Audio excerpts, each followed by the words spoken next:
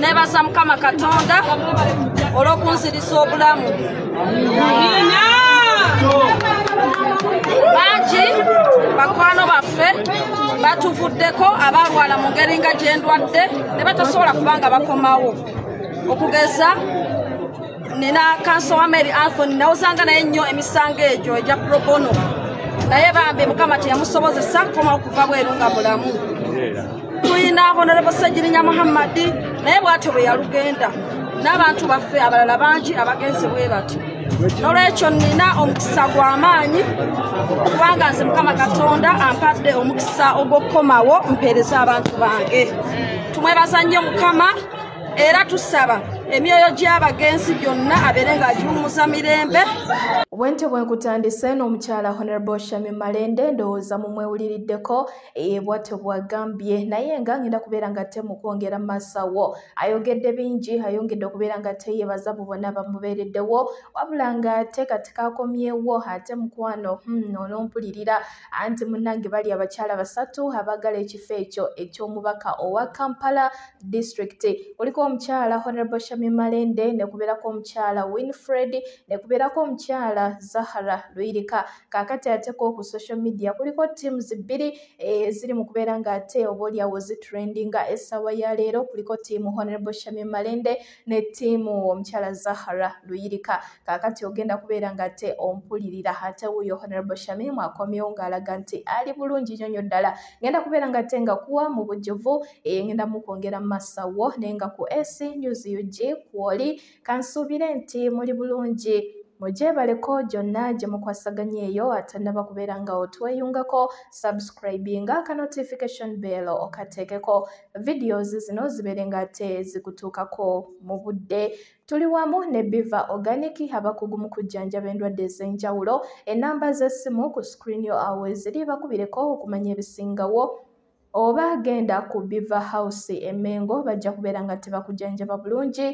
Abasawo abakugu gye bali eyo nga ne Dr. Senjobe Richard naye gyali ojja kubeera nga ate omusangayo. Kankutwale butereevu mu video yaffe anti Honorable Shami Malende bw'ati akomyewo era nga libadde essanyu jerere wali eri ku airport Entebbe nga batiimu Honorable Shami Malende bannakibiina kya National Unity Platform nga bamuwaniriza mu ssanyu eppitirivu ennyo ddala oluvannyuma lw'okumalira ddala emyezi 5 ng'ali mu ddwaliro mu Aga Khan Hospital mu ggwanga ery'e Nairobi, Kenya. Eyo gy'abadde ali mu kubeera nga afunira obujjanjabi. Kaakati munnange akomyewo, kaakati awo ogenda kumpulirira nti munnange kigenda kubeera kya ttabbu nnyo wakati w'abawagizi ba Honorable Shami Malende kwoza ne Honorable Zahara Luyirika n'omukyala Winfred, anti abakyala bali basatu abaagala ekifo ky'omubaka wa Kawempe North ate nga bonna bannakibiina kya National Unity Platform. Kati obaani gwe bagenda okuwa kaadi awonze naawe nenge yenna gwe banaawa ekibiina kya NUP yenna gwe kinawa kaadi ate munnanga abalonzi gwe bajja okugenda naye kubanga ekibiina kyo kiba kisazzeewo ne kigamba nti ono tumulabamu nti ajja kusobola oba ono kaakomewo adde ku kifo ekyo oba katukyuseemu. Kyonna kye banaasalawo abantu kye balina okubeera nga tebakola ki nga bagenda nakyo, naye nga ekiri ku ground essaawa ya leero ttiimu ziri bbiri eziri mu kubeera nga tezisinga okutrendinga. Battiimu Honorable Zahara Luyirika bali eno bakuba Honorable Shami Malende, bo bagamba kimu nti Honorable Malende sigamba nti tebamwagala naye mbu mulwadde asaana yeewummuze, asaana awummule, asaana kwegamba abeerawo nga talina kintu kigenda kumuwa stress, nga talina stress ya byabufuzi, kwegamba yeewummuze abeere nga ate awona awonere ddala bulungi. Oba osanga ekisanja ekinaddako ajja kubeera nga ate akomawo abeere nga atakola ki nga yeesimbawo nga ateeredde bulungi nga mulamu bulungi nga talina bimusumbuwa. Bo bagamba nti tebandyagadde kubeera nga tebamufiirwa oba oliawo nga wetwafiirwa omukulu omugenzi Honorable Ssegirinya Muhammad, naye nga ate bo battiimu Honorable Shami Malende bo ate bagamba kimu nti omuntu waabwe ali bulungi, asobola okuddamu nabeera nga takola ki nga yeesimbawo, asobola okuddamu nabeera nga abantu be ab'e Kampala addamu okubeera nga abaweereza bulungi kubanga kati ali bulungi. Atengera n'omubaka mwennyini akomyewo n'atutegeeza nti embeera kati nnungi, kakati essaawa abeere nga takola ki nga abantu be abakolera byonna bye bandyagadde abiri nga tabakolera. Honorable Shami Malende ngenda kubeera nga temukuwa ono yeebazizza abantu bonna bamubeereddewo mu bulwadde, yeebazizza omukulu His Excellency Bobi Wine, yeebazizza omukyala Babi Kyagulanyi, yeebazizza battiimu Shami Malende, yeebazizza ba National Unity Platform, kw'ossa n'okwebaza abantu b'e Kampala, abantu be abamulonda nabo bonna bamubeereddewo mu bulwadde buno bwabaddemu. Nga sina kutwala wa Honorable Shami Malende katusooke tuveeko wanino mu kalango katini ate Honorable Shami Malende abeere nga munange okwongerayo naye nga libadde essanyu lyerere ku sayidi ezeeyo. Bw'oli ttiimu ki mukwano, oli ttiimu Honorable Shami Malende, Honorable Zahara Lwirika oba omukyala Winifred? Abajeni Nutrition Corner bakola organic porridge, obuugi obuyamba abaana bato, abaana batalina appetite, abaana batalina manyi bulungi, abaana abatayonka bakuyambako okubeera nga bamukolera obuugi obugenda okumulabisa obulungi afune ku mubiri ate abeere n'amaanyi kw'ossa n'okubeera nga ali active. Bano bakola obuugi obuyamba kwabo abalina sickle cell, abaana ba special kids nabo babawa obuugi obugenda okubayamba okubeera healthy ate nga balina amaanyi. Ate mwattu n'abakulu abasajja n'abakyala organic porridge ono abakolako n'olabika bulungi. Ennamba z'essimu weeziri awo ku screen yo. Tulina bakomrades baffe bangi abaafuluma nga bwe nnafuluma naye nga nakati essaawa eno tebannasobola kufuna busobozi bukomawo mu Uganda wano. Bakomrades baffe nga journalist omu Ashraf Kasirye mwenna mumanyi nti yakubibwa omutwe ne gwabika naye nakati essaawa eno akyagezaako okutetenkanyizibwa okujjanjabibwa takomangawo.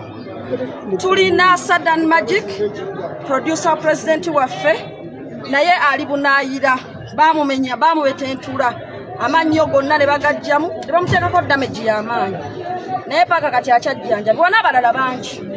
So bwembanga nze Shami Malende Mukama ampadde omukisa nembanga nze ngenze n'ezijanjabibwa naye nkomawo nga ndi mulamu Mukama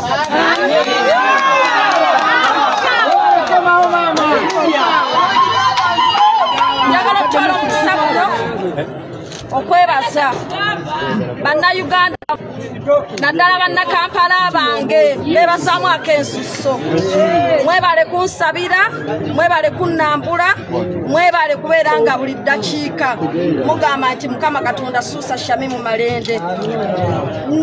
N'ekirala njagala okwebaza ennyo omukulembeze waffe Robert Kyagulanyi Ssentamu awamu ne maama Babi Itungo bwe baalabanga obulamu buggwerera bajja ne bantuuza ne baŋŋamba nga tulaba obulamu bugenda. Tubadde tusaba tukole kyonna ekisoboka ofulume ebweru w'eggwanga obeere ng'ojjanjabibwa era ne bakola buli kisoboka okulaba nga nfuluma. Era bwe nnafuluma ogenda Mwagakano hospital entakera babadde bankubira ku masimu maama ne president okugezaako okulaba bwendi. Era njagala okwebaza nnyo president nga nsinziira wano ebigambo bye bya counseling. President yankubidde nga amasimu n'abeera nga nkansolinga ngamba Shami ojja kuba bulungi, tukyakwetaaga, ensi ekyakwetaaga. Mukama tayinza kutwala kati tusaba Mukama Katonda abeere nga akusuusa. Ate nga ne maama naye bw'ati oba oli awo ekiro nga maama Babi naye akola ki akubako. N'olwekyo njagala obbebazaamu akensuso. Ate mu kkoweero lennyini siyinza buteebaza bannange ffenna bwe tuli mu Family National Unity Platform. Mwebale nnyo baganda bange, mwebale nnyo bakwano bange, mwebale kumbeererawo, mwebale kunsabira, mwebale kunnambula. Mukama Katonda ansaba abeere nga yabaddizaawo.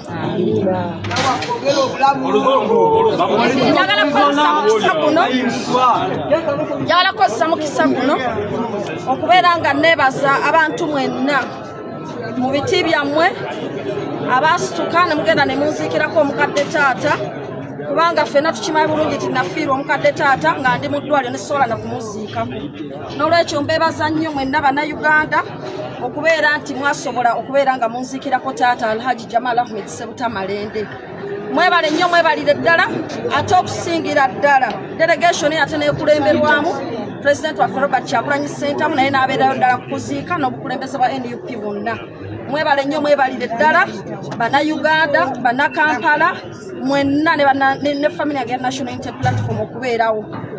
Njagala okwebaza Supreme Mufti ow'Ekibuli ne delegation yonna Sheikh Lunanoba ow'ekitiibwa omulangira okuba nti obubaka bwatuuka mubadde musindikire Sara ate ne mukuziika Supreme Mufti wakiika bulungi ku tiimu y'Ekibuli tweyanzizza nnyo tweyanzeege nsaba Allah abeere ng'abawa empeera esinga obulungi mu nsonga eyo era eya taata njagala kutwala mukisa guno okwebaza Katikkiro w'ekika ky'Emmamba wamu ne ttiimu yonna nga bwe mwajja era ne mubeerawo okubeera nga muziika taata n'okumusiibula bannange buli alina kye yakola ku kujjanjaba taata ku kusiika taata tumwebaza nnyo tumwebaliza ddala nsembyayo bakulembeze bannange mu kibiina kya National Unity Platform ba foot soldiers bakwano baffe bannange buli omu kye wakola mwebale nnyo mwebalire ddala okubeera nga mwampeesa ekitiibwa ne mugamba nti taata wakirekere Shamim nga bwali muki mu bunafu mwebale kubeera famire ennungi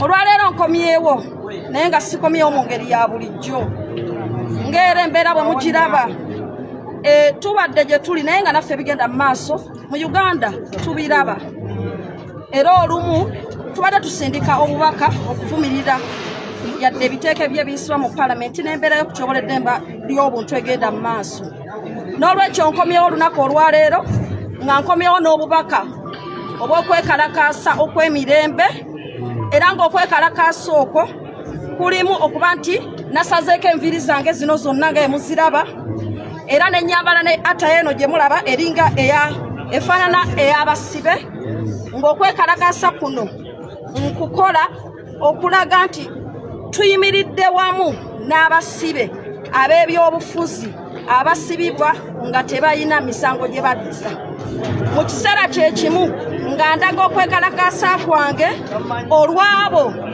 abantu bonna abasibe abali mu makomera dde bayinza okuba nga si ba byabufuzi naye nga tebawozesebwa abantu bongedde okukwatibwa mu mbeera etali y'amateeka baterekebwa mu bifo ebitali by'amateeka tebawozesebwa mu biseera babasuza bubi nnyo bwe balwala tebakkirizibwa kujjanjabibwa mu biseera so tufiiriddwa obulamu bungi kyokka ate ng'ekisinga okwewuunyisa nti ate bannabyabufuzi oba abakwatibwa ku nsonga z'ebyobufuzi ate bo bannange kiyitawo nnyo n'olwekyo olunaku olwaleero nga Shamimu Malende nsinze era nga nsaba bannayuganda bonna buli ali mu mbeera ey'obusibe abeere nga agoberera ekintu kino okulaga bannaffe abali mu makomera tutimiridde wamu nabo buli asobola asalako enviiri zo yadde nga toli musibe tusobole okuyimirira ne bannaffe tubalage nti tutambula wamu nabo era tulumirirwa ekyo kye bayitamu ekyokubiri tugenda kugenda mu maaso n'okutalaaga okulaba nga tuyamba abo bonna bonna abali mu makomera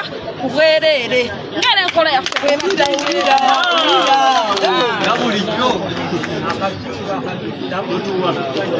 waliwo ne activities endala zetugenda okukola mu maaso awo naye nga activities ezo tujja kuba nga tuzibuulira bannamawulire ezikwata ku kununula eddembe ly'abantu ate wamu n'okubeera nga enteekateeka yaffe y'abannakampala ne bannayuganda banyigirizibwa tujja kwongera okujanja mu maaso awo naye essaawa eno nsaba munzikirize nkowole mwenna bannayuganda abakwatibwako naddala bannakampala bange nti abantu bangedde okusibibwa awatali bwe nsonga buli muntu yenna ng'omanyi nti wali omanye ekkomera bwe liruma ng'olina omuntu ali mu kkomera oba nga tokkiriziganya na mbeera yakubeera nti abantu basibibwa ebwemage beera ng'ogoberera protest eno gye tuyise peaceful protest ey'okuba ng'osalako enviiri programs endala tujja kuba tugibategeeza kunga Malende kunga kunga Malende kunga brief in English just sit on the main points. I would like to thank the Almighty God for giving me. We have lost many comrades, like Comrade Wameli Anthony, Honorable Sajirinya Mohammed, and many others. We have also had many of our comrades who are still overseas that are receiving treatment and have not yet made it back to Uganda. A case in point is Southern Magic and our comrade Ashraf Kasirye and so many others.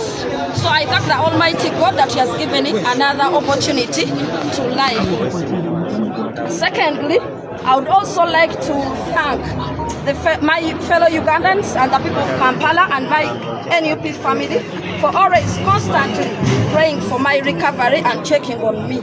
May God reward you all abundantly. I would also like to thank everyone that turned up for the burial ceremony of my late father, Jamal Ahmed Seuta Malende. And that delegation was led by none other than His Excellency, the President, Robert Kyagulanyi Ssentamu, the Katikkiro of Mamba Clan, and the Supreme Mufti from leading the Kibuli team. I thank you all, including my Nuk family, for turning up, and my people of Kampala and Uganda at large. Thank you so much for attending that burial. Now, I return today in Uganda with a peaceful protest in favor of our political prisoners. I decided to cut off my hair, as you see it, and also get clad in this prison-like attire to show solidarity with those prisoners. We want to tell them that we are with you, and we are standing with you, and we despise any kind of persecution that is being put against you. I call upon all Ugandans who are of good conscience to follow suit. You can cut off your hair, you can dress in a prison-like attire, you can do anything to show solidarity with those people in prison. In the meantime, we shall be resuming our prison visits to ensure that we bail out most of our comrades free of charge, as we have always been doing. Other programs regarding the prisoners, other activities, and also regarding the programs for Kampala and other Ugandans that are oppressed, we shall be communicating to media in a few days' time from now. I want to thank all of you that have come to welcome me. Thank you so much.